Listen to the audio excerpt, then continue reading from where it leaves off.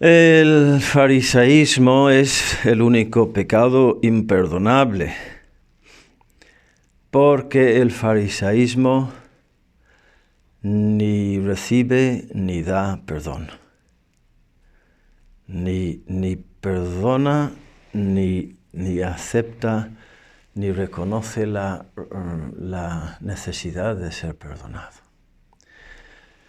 Y fácilmente estamos hasta las narices de los fariseos, porque son los aguafiestas que están siempre fastidiando todo y introduciendo un punto de amargura en todas las escenas del Evangelio. Salen una y otra vez y están ahí siempre con la cara amargada. No disfrutan nada. Están ahí en el Evangelio de hoy, que Jesús perdona y hace el milagro, y los tíos van de mal en peor en su actitud y en sus manifestaciones exteriores. No hay manera. Y ahí es donde nosotros tenemos que hacer examen, porque es un peligro siempre en la vida espiritual. Si salen en cada página o mínimo cada 2 páginas del Evangelio los fariseos, no es para que digamos qué tíos más petardos, qué tíos más pesados, sino para que nos demos cuenta de que esta es una realidad humana muy frecuente en los demás, pero también en mí mismo. Y en personas que van viviendo la vida religiosa, la vida sacramental y supuestamente de oración, de día en día, de semana en semana, mes tras mes y año tras año, a veces se percibe un espíritu bastante amargo.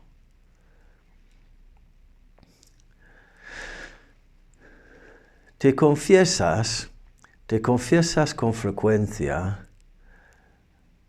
¿Cómo te confiesas? Ahí está la pregunta.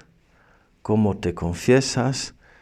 Y la pregunta siguiente es, ¿entras en el descanso de tu Señor?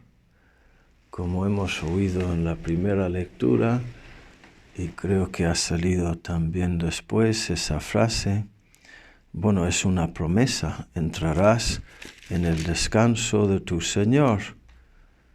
Los creyentes entran en el descanso del Señor. Pues eso es una señal de que hayamos vivido bien la confesión y la oración, si entramos en el descanso del Señor.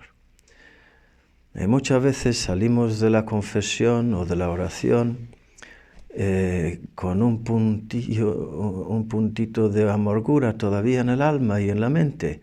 Se me ha escapado a ese pecado, o algún pecado se me ha escapado. No he hecho bien la confesión, sigo siendo un asqueroso. Y así andamos.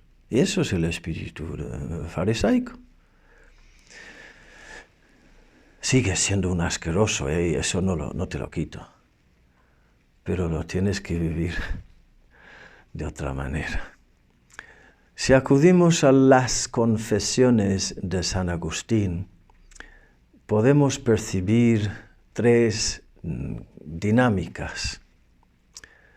Una es, ciertamente, lo niego, pero es la menos importante, el reconocer las ofensas que él ha recibido a lo largo de su vida. Lo hace desde la niñez, las torpezas, las heridas, las injusticias que sufrió desde niño y luego creciendo y de adulto, etcétera, etcétera. Pero es una dinámica, como digo, presente, innegable, que está presente y que tiene su lugar hasta cierto punto.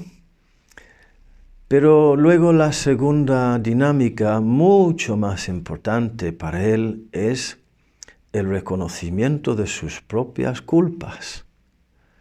muchísimo más importante el volumen de palabras y páginas que dedica a eso, percibiendo desde sus 40 y pocos años ya siendo obispo y mirando hacia atrás, percibiendo, penetrando cada vez más profundamente en su propio protagonismo en el misterio de la iniquidad, sus culpas, sus miserias, sus ofensas hacia Dios y hacia los demás y hacia su propia alma. Está ahí. Y en tercer lugar, muchísimo más importante todavía que esa segunda dinámica, es la dinámica la más importante de todas, de la alabanza a Dios y a Jesucristo por su gran bondad para con Él. Ahí está. Las confesiones no es confesar ni las heridas que he recibido de los demás, ni las culpas que he cometido yo, es eso, pero no es solo ni principalmente eso. Principalmente es confesar la grandeza de Dios, alabar su amor y su misericordia para conmigo, la infinita paciencia, las maniobras de amor que hizo para llegar a mí, que yo las despreciaba una y otra vez y me empeñaba y huía y lo rechazaba y les despreciaba y seguía detrás de mí amándome, buscándome y al final conquistándome. Tarde te amé, Señor, tarde te amé, belleza siempre antigua y siempre nueva, tarde te amé. Y hasta en esa misma frase hay una expresión de gozo y de gratitud y de vida nueva.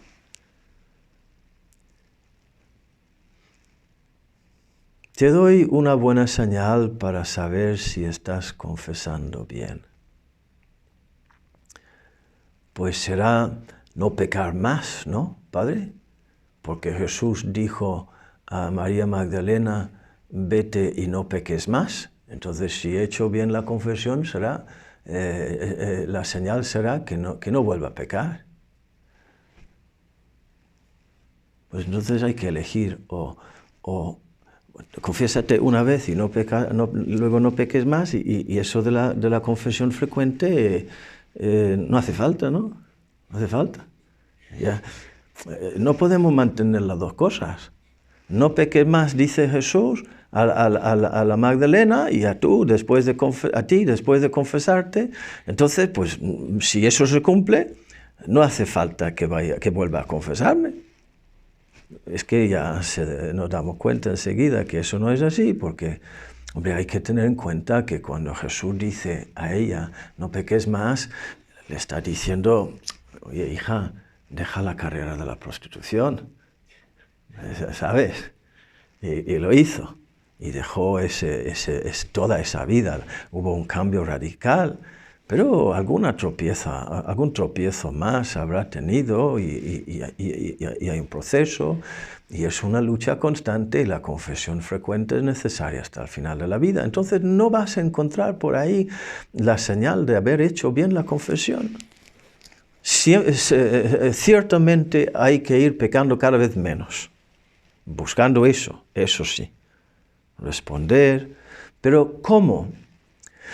Pues con la gratitud y el gozo de saberte amado de Dios siempre y perdonado de Dios siempre. Sigues siendo un asqueroso, de acuerdo, muy bien, felicidades. ¿Y qué? Te ha perdonado. Mira eso. Y la señal que vas haciendo bien las confesiones, más bien va por otro lado. Si eres cada vez más misericordioso, cada vez menos fariseo, cada vez más paciente y comprensivo y compasivo con las torpezas y los fallos de tus hermanos, juzgándoles con cada vez menos severidad y aspereza y amargura, y juzgándote también a ti mismo con cada vez menos amargura y aspereza, porque ese espíritu farisaico es señal de hacer mal las confesiones. Si al contrario hay cada vez más bondad en ti, cada vez más gozo ante la misericordia del Señor, cada vez más paciencia y comprensión con el prójimo, entonces sí, entrarás en el descanso de tu Señor. Entras en el descanso de tu Señor, en la comunión con tu Dios, siendo creyente en su amor. Y serás también tú un descanso para los demás. Que así sea.